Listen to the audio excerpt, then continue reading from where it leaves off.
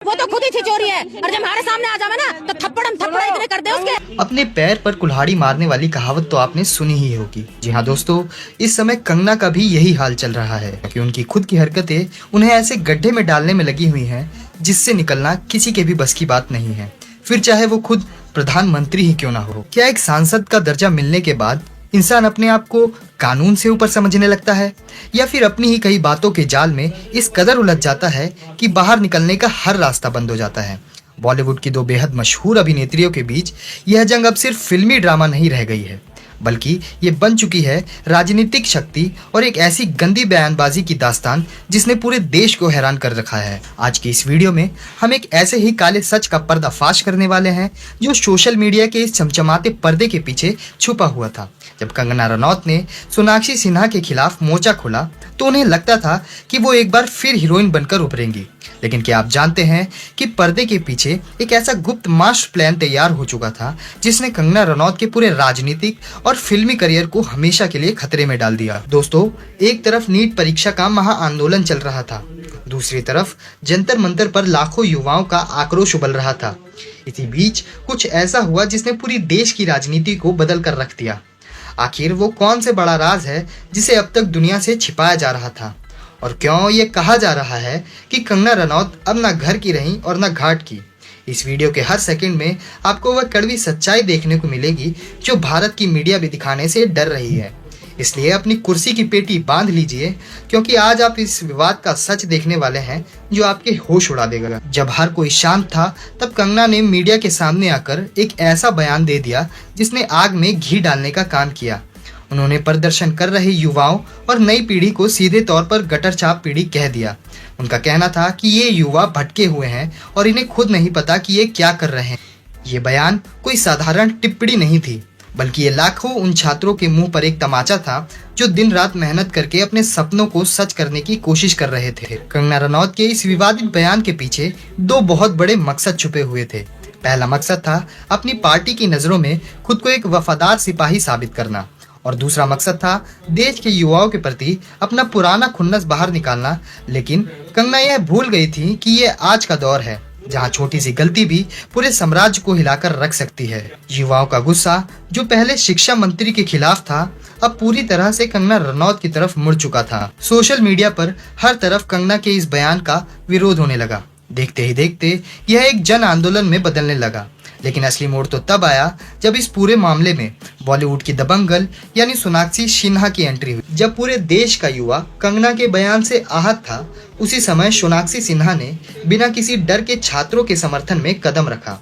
सोनाक्षी ने न केवल जंतर मंतर पर चल रहे इस आंदोलन का समर्थन किया, बल्कि तत्कालीन शिक्षा मंत्री ने जब अपने पद से इस्तीफा दिया तो सोनाक्षी ने इसे देश के छात्रों की एक बहुत बड़ी जीत करार दिया। सोनाक्षी का यह कदम युवाओं को बहुत पसंद आया, लोगों ने उनकी तारीफ की, और यही बात कंगना रनौत को अंदर अंदर चुभने लगी।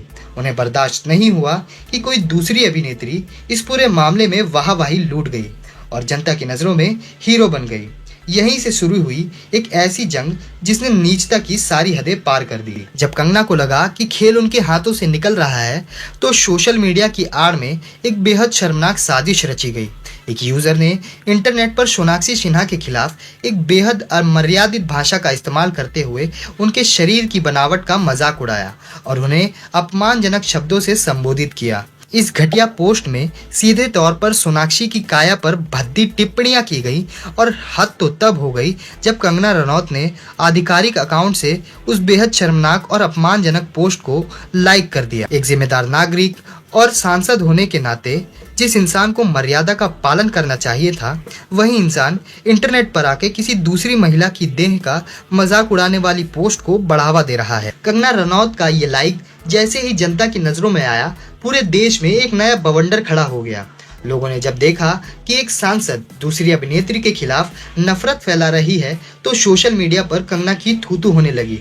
जब जनता का आक्रोश बढ़ा तो कंगना को अपनी गलतियों का एहसास होने लगा, लेकिन अपनी गलती को स्वीकार करने की बजाय कंगना ने एक ऐसा पैंतरा चला जिसने मामले को और भी ज्यादा जहरीला बना दिया।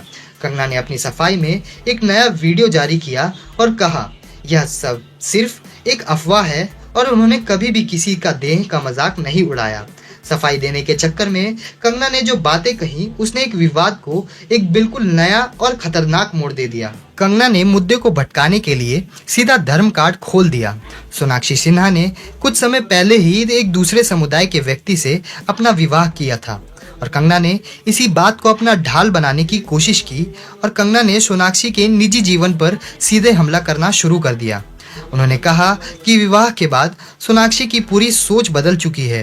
उन्होंने सोनाक्षी के पहनावे, लुक्स और उनके पारिवारिक जीवन को लेकर कई अमर्यादित बातें कहीं। कंगना का साफ मकसद था कि जनता का ध्यान नीट परीक्षा के घोटाले और उनके गटर छाप वाले बयान से हटकर हिंदू और मुसलमान के मुद्दे पर टिक जाए ताकि उन्हें अपनी राजनीतिक जमीन बचाने का मौका मिल सके। कंगना का मानना था कि धर्म का चश्मा पहनकर वह देश की जनता को बेवकूफ बना लेंगी और एक तीर से दो निशाने साध लेंगी।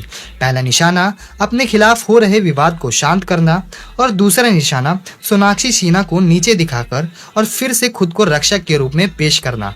लेकिन कंगना यह भूल गई थी कि आज का दर्शक बहुत समझदार हो चुका है। जनता को यह समझ आ गया था कि कंगना कैसे अपने राजनीतिक करियर को बचाने के लिए किसी व्यक्तिगत जीवन को घसीट रही हैं। कंगना का यह दावा उन्हीं पर उल्टा पड़ गया।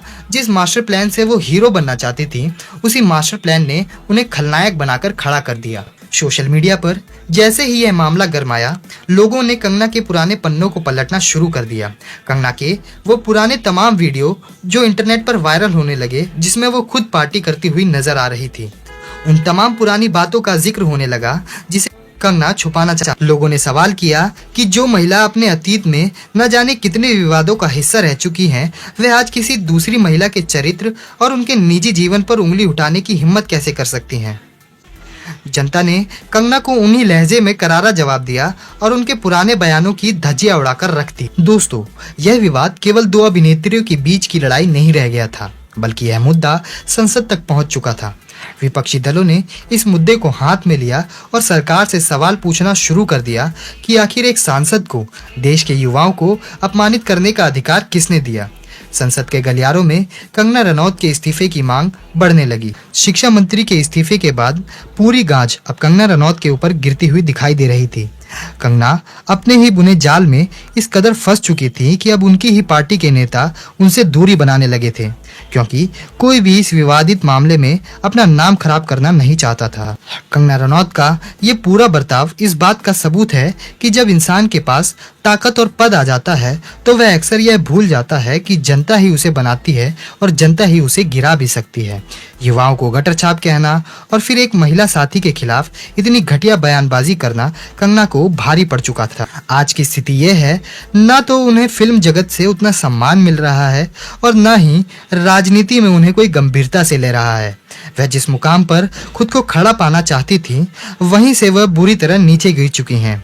और यही वजह है कि आज हर तरफ एक ही चर्चा है कि कंगना रनौत न घर की रही न घाट की।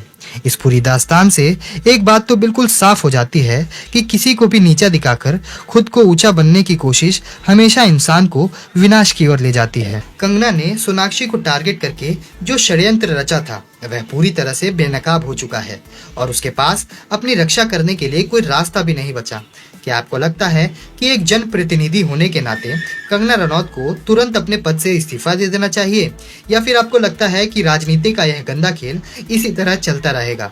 अपनी राय हमें कमेंट बॉक्स में जरूर बताएं और इसी तरह की वीडियो को देखते रहने के लिए हमारे चैनल को लाइक, शेयर और सब्सक्राइब करना ना भूलें। धन्यवाद।